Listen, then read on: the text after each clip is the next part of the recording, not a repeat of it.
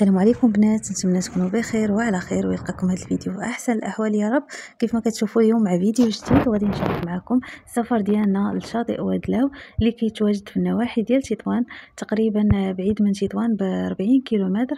وغادي نشارك معكم معلومات عن اثمنه الكراء وفين تقدروا تمشيو يعني من وادلاو لبلايص اخرين حتى هما زوينين بزاف، وهكذا تكونوا استفدتوا واستمتعتوا مزيان بالسفر ديالكم، ماشي يوميا نفس البحر.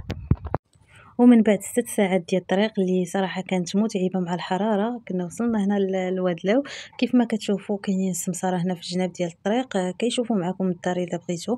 الا كان عندكم شي رقم ديال مول الدار كتمشي عندهم، يعني كتقصدوا نيشان بلا ما كتبقاو تقلبوا. حنا راه تقريبا بقى واحد الساعه هو تيقلب على داكشي اللي بغينا. كنا بغينا دار تكون هكذا في السفلي، ما تكونش يعني فيها الدروج، وما بغيناش عاوتاني ندخلوا لداخل بزاف وعاد نبقاو يعني كاينه ديك العقبه راكم عارفين تيكونوا ديروا في الجبل. في الطلعه يعني ملي كتطلعوا من البحر كتكونوا عيانين شويه، ما كتقدروش تبقاو يعني طالعين. من غير الا بغيتوا تبقاو تحركوا الطوموبيل ديالكم راه ماشي مشكل دخلتوا لداخل. المهم هذا هو الاستوديو اللي كرينا، كيف ما كتشوفوا صغير ولكن زوين ونقي. كاينه غير انا وراجلي ولدي، يعني راها كافيه. انا كنت باغي دار كبيره شويه. انا غادي نشارك معكم فيديو اخر فيه دار المهم ديال العائله بثمن اخر. بالنسبه للثمن ديال هاد الدار اولا هاد الاستوديو كرينا ب 200 درهم وبزز باش لقينا، يعني بقى كيقلب بزاف. انتما انا غادي نوريكم ان البحر راه كيبان من هنا، يعني غير كطلعوا من هاد البالكون راه تيبان البحر، وغير كنخرجوا من الدار راه تيكون البحر قريب. بالنسبه لهاد الدار الثانيه، انتما كيف ما كتشوفوا فيها هاد سيجور، فيها هاد البيت نعاس وبيت اخر.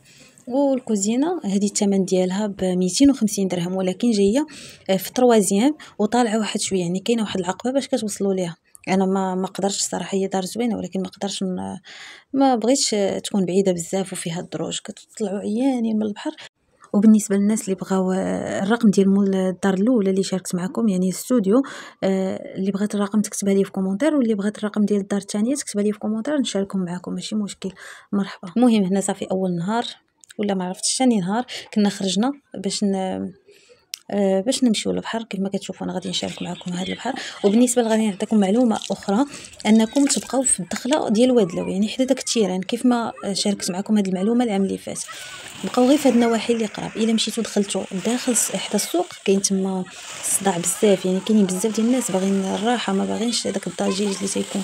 الدنيا عامره والصداع والغواز وما نقياش بزاف. الا بقيتو غير في الدخله ديال وادلاو راها نقيه بزاف. كيف ما كتشوفوا البحر ديالها راه نقي، يعني الا دخلتوا داخل غتلقاو البحر عامر، كلشي عامر والصداع بزاف. هنا الدنيا كالم وكلشي قريب لكم. واللي نقدر ننصحكم به انكم قبل ما تكريو اي دار حتى تدوروا مزيان وتقلبوا وتشطروا على راسكم، وكل واحد كيمشي على قد جهده وعلى قد الاستطاعه ديالو. راه كاين اللي كيبغي الديور ديال 400 درهم، كاين اللي كيبغي لي ريزيدونس فيهم بيسين. المهم كل واحد كيمشي على جهده، وداكشي اكيد اللي بغيتو راه كتلقاو. وهنا شاركت معكم الجو كيفاش داير في الليل. المهم غير سمحوا لي هضرت بزاف، ولكن راه كنبغي نوصل لكم الافكار والمعلومات كل حاجه في بلاصتها، باش هكا كلشي يستافد. كيف ما حتى انا قبل ما نمشي استفدت من فيديوهات اخرين. المهم هنا كاين داك البارك، كاين هنا فين يلعبوا الوليدات، كاين داك المعرض كيف ما شفتوا. المهم كاين فاش دوزوا الوقت هنا في الليل.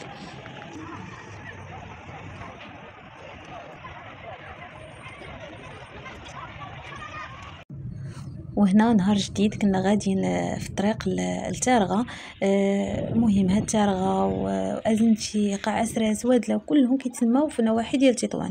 يعني هاد تارغه بعيده على وادلاو ب 14 كيلومتر تقريبا، 21 دقيقه ديال الطريق. المهم هنا في الاول كنا مشينا يعني القدام، ما مشيناش حدا هاد الصخره هادي. المهم انا هاد الفيديو درتو غير باش نستافدوا كاملين، كيف ما حتى انا غلطت. كنا مشينا في الاول القدام، عاد سولنا الناس باش رجعنا لهاد البلاصه. وضروري تجيو حدا هاد الصخره لحقاش يعني كيجيو فيها تصاور زوينين، واحد الفيو كتكون زوينه بزاف. وشوفوا ما شاء الله على النقاوه اللي كاينه في الماء صافي، وكما كتشوفوا ما كاين لا مواج لا حتى شي حاجه. وانا غادي نصور لكم يعني من تحت الماء باش تشوفوا فاش كتدخلوا راه كيبان لكم اللي كيعوم حداكم. وما تنساوش ديو معكم هاد اللي بالغين، لحقاش كيف كتشوفوا داك الحجر الصغير ما غاديش يخليكم تعوموا براحتكم. وهذاك الحجر راه كاين في جميع الشواطئ ديال الشمال، يعني ماشي غير في هذا البحر ديال تارغه. وهنا صورت لكم من فوق ديك الصخره اللي كاينه باش تشوفوا يعني الشاطئ ديال تارغه كامل. وهنا كان نهار جديد مشينا فيه لأوشام، حتى هو كاين في النواحي ديال وادلاو، بعيد من وادلاو تقريبا بواحد 15 دقيقه اللي هي 11 كيلومتر. ما بعيدش بزاف. كيف ما كتشوفوا ديك الصخره كطيح الظل ديالها. صراحه واحد المنظر تيكون هنا زوين بزاف. كنا مشينا ليه حتى داك العام. غير هنا كان اليوم الجو شويه فيه البرد، يعني كانوا المواج طالعين بزاف، يعني ماشي كلشي غادي يقدر يعوم فيه. وهنا البنات كان نهار جديد كنا مشينا فيه للشاون ودزنا من تما لاقشور. بالنسبه للطريق من وادلاو للشاون تقريبا 58 كيلومتر. وفاش كنكونوا راجعين من الشاون كندوزو لاقشور تقريبا بيناتهم واحد 15 كيلومتر تقريبا في الطريق ديالكم، يعني ما غاديش تضيعوا الوقت بشي حاجه. سيروا الشاون هو الاول، عاد رجعوا لاقشور، عاد رجعوا لوادلاو.